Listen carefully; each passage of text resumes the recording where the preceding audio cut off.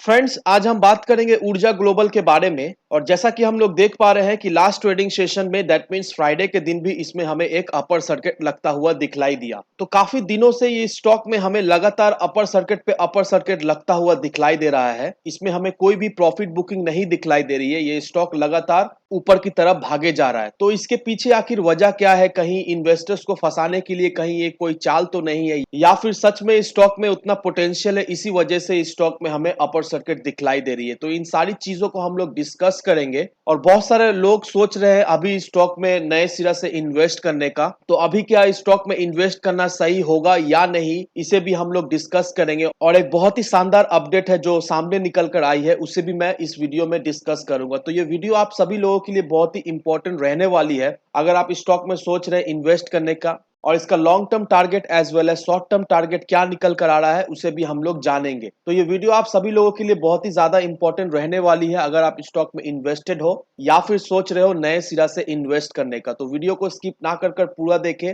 ताकि आप चीजों को सही से समझ पाओ और अपना एक खुद की इन्वेस्टमेंट डिसीजन ले पाओ। लेकिन दोस्तों, मेरी आपसे एक ही रिक्वेस्ट रहेगी कि चैनल को सब्सक्राइब और वीडियो को जरूर से लाइक कर देना ताकि आपको इस तरह की अपडेट्स रेगुलर बेसिस पर मिलती रहे। तो चलिए फ्रेंड्स, वीडियो को स्टार्ट करते हैं। तो सबसे पहले इसके अगर फ्राइडे के कारोबार पर नजर डालें तो स्टॉक जो है ओपन हुआ 20 रुपए 75 पैसे में, और 20 रुपए 75 पैसे इसका हाई एंड लो था। और आप देख ही पा रहे हो कि 20 रुपए 75 पैसे में इसने क्लोजिंग दिया एक अपर सर्किट के साथ में। और वहीं अगर हम लोग बात करें पिछले 5 दिनों की, तो आप देख ही पा रहे हो दोस्तों कि पिछले 5 दिनों में ये back to back upper circuit लगाया जा रहा है। और अपने इन्वेस्टर को पिछले 5 दिनों में क्लोज टू 21% का एक शानदार रिटर्न ये जनरेट करके दे चुका है। और यहाँ पर आप देख ही लो दोस्तों कि एक महीने में इसने अपने इन्वेस्टर्स को एक ऑसम रिटर्न जनरेट करके दिया है। 142% का एक रिटर्न अपने इन्वेस्टर्स को ये जनरेट करके दे दिया है। और वहीं अगर हम लोग बात करें पिछले एक साल की, तो यहाँ पर देख लो दोस्तों कि एक साल में इसने 212% का एक रिटर्न जनरेट करके दे दिया है अपने इन्वेस्टर्स को। तो आप देख लो दोस्तों कि किस तरह की एक शानदार रिटर्न ये अपने इन्वेस्टर्स को दिए जा रहा है। और ये स्टॉक अभी भी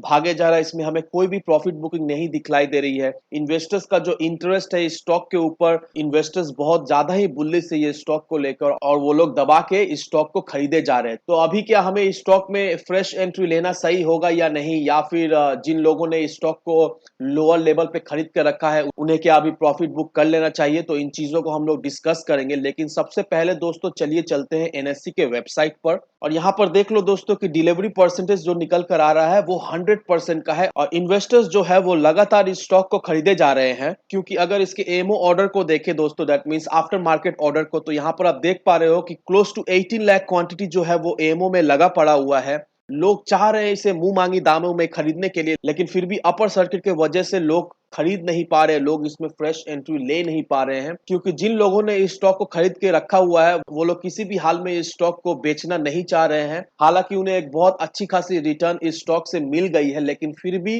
वो लोग प्रॉफिट बुक नहीं कर रहे, वो लोग इसे बेचकर निकल नहीं रहे हैं। तो ऐसा क्या रीजन है दोस्तों कि जिन लोगों ने इसे खरीद कर रखा हुआ है वो लोग किसी भी हाल में इसे बेचना नहीं चाह रहे हैं, और उन्हें ऐसा लगता है कि इस स्टॉक में अभी भी बहुत ज्यादा पोटेंशियल है और ये स्टॉक अभी भी बहुत ज्यादा भागेगा। और दोस्तों एक बात का ध्यान रखिएगा, ऐसा होगा भी, स्टॉक में अभी बहुत ज्यादा पोटेंशियल है। अभी जिस तरह की रिटर्न इस स्टॉक ने आपको बना कर दिया है वो कुछ भी नहीं है। अगर इसे हम लोग कुछ सालों के लिए होल्ड करके रख पाए तो नो डाउट दोस्तों ये हमें एक ऐसा रिटर्न देकर जाएगा जो अनएक्सपेक्टेड है। तो अब देखिए दोस्तों, जो न्यूज सामने निकल कर आई है उस न्यूज पे जाने से पहले दोस्तों सबसे पहले देख लेते हैं ऊर्जा ग्लोबल आखिर करती क्या है। तो यहाँ पर अगर आप देखोगे, यहाँ पर अगर प्रोडक्ट्स के सेक्शन में अगर आप जाओगे तो ये सारे पोर्टफोलियो है ऊर्जा ग्लोबल की। तो आप देख लो, ई रिक्शा बनाती है, बैटरीज बनाती है, सोलर इन्वर्टर्स है, एलईडी लाइट्स है, पीवी मॉड्यूल है, वाटर हीटर है, solar lantern, power bank, home lightning, solar charging controllers. तो ये सारी चीजें ऊर्जा ग्लोबल जो है वो मैन्युफैक्चर करती है।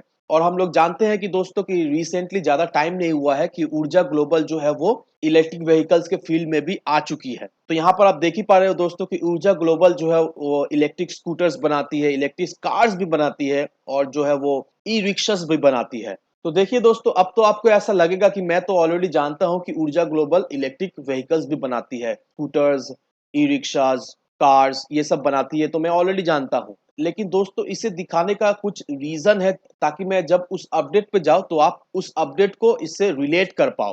तो यहाँ पर देखिए दोस्तों, जो अपडेट जो सामने निकल कर आई है वो ये रहा, यहाँ पर जो मेंशन किया हुआ है कि जो सेंटर है वो इलेक्ट्रिक व्हीकल्स की जो सेल्स को 30% बूस्ट करने की कोशिश करेंगे 2030 तक। और जो सेंटर है वो प्लान कर रही है 94,000 करोड़ रुपीस पंप करने की इलेक्ट्रिक व्हीकल फील्ड में इन कमिंग 5 ईयर्स।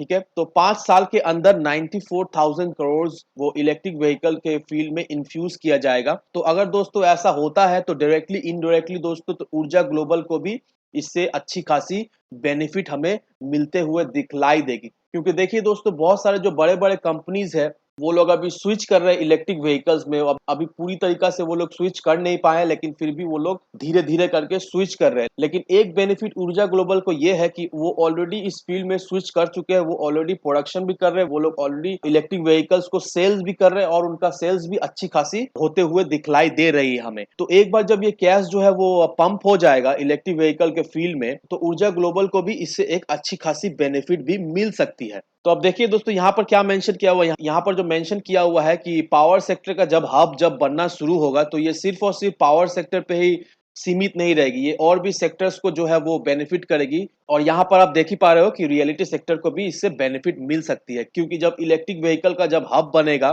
तब उस हब को बनाने के लिए ओपन स्पेस चाहिए, लैंड एक्विजिशन चाहिए, तो इस वजह से भी रियलिटी सेक्टर को बेनिफिट मिलेगी। अब यहाँ पर देखिए दोस्तों, यहाँ पर क्लियरली मेंशन किया हुआ है कि आने वाले अगले 5 सालों में इलेक्ट्रिक व्हीकल्स पर 94,000 करोड़ जो है वो इन्वेस्टमेंट होगी। और ये जो 94,000 जो डिस्ट्रीब्यूट होगी वो मेनली तमिलनाडु को जाएगी, क्योंकि आप यहाँ पर देख लो कि 34% जो शेयर्स है वो तमिलनाडु के पास है। यहाँ पर शेयर्स जो मेंशन किया हुआ है क्योंकि तमिलनाडु जो है वो सबसे ज्यादा फोकस कर रही है, सबसे ज्यादा इंकरेज कर रही है इलेक्ट्रिक व्हीकल्स को, तो इस वजह से 34% जो शेयर है वो तमिलनाडु के पास है। और आंध्र प्रदेश और हरियाणा जो है वो सेकेंड एंड थर्ड में आती है 12% और 9% मार्केट शेयर के साथ में। तो देखिए दोस्तों, इससे हमें क्या समझ में आ रही है, इससे हमें एक ही बात समझ में आ रही है कि धीरे धीरे हर स्टेट जो है वो अपना हाथ आगे बढ़ा रही है इलेक्ट्रिक व्हीकल्स के ऊपर। और आने वाला फ्यूचर जो है वो इलेक्ट्रिक व्हीकल्स का है, वो लोग हम लोग अच्छी तरीके से जानते हैं। तो अगर इस स्टॉक में आप इन्वेस्ट करके रखते हो तो मेक श्योर दोस्तों आपका जो विजन होना चाहिए वो मिनिमम 2025 तक का होना चाहिए। अगर 2025 तक इस स्टॉक को आप होल्ड करके रख पाते हो तो नो डाउट दोस्तों ये जो स्टॉक है आपको 100 रुपए 200 रुपए के लेवल पर भी ये ट्रेड करता हुआ आपको दिखलाई देगा। लेकिन आपका विजन होना चाहिए लॉन्ग टर्म का मिनिमम 2025 का। तो अब दोस्तों चलिए चलते हैं इसके चार्ट पर और जानते हैं इसका अगला टारगेट क्या हो सकता है। तो इसके अगर चार्ट पर हम लोग नजर डालें तो सबसे पहले जो चीज हमें नजर आ रही है वो है इसका आरएसआई। जो इसका आरएसआई है वो बहुत ज्यादा ही ओवरबॉट हो चुका है। 95 इसका जो आरएसआई निकल कर आ रहा है, दैट मींस ये बहुत ज्यादा ओवरबॉट हो चुका है। और यहाँ पर अगर इसके चार्ट को आप सही से देखोगे तो काफी दिनों से इसमें हमें कुछ प्रॉफिट बुकिंग होते हुए दिखलाई नहीं दिए। तो इसमें बहुत ज्यादा चांसेस है एक छोटी मोटी प्रॉफिट बुकिंग हमें दिखलाई दे सकती है, लेकिन वो प्रॉफिट बुकिंग देखकर आपको घबराना है नहीं। वो जस्ट एक आपको अपॉर्चुनिटी दे रहा है। जिन लोगों ने इसे खरीद कर नहीं रखा है उस समय वो लोग इसे बाई करके अपने पोर्टफोलियो में ऐड करके रख सकते। लेकिन दोस्तों मेरी सलाह यही रहेगी कि अगर ये स्टॉक आपके पोर्टफोलियो में है, अगर आपने इसे कम प्राइस में खरीदा हुआ है तो मेक श्योर दोस्तों इसे आप ना बेचें, इसमें कोई भी प्रॉफिट बुकिंग ना करें। क्योंकि अगर आप इसे होल्ड करके रख पाओ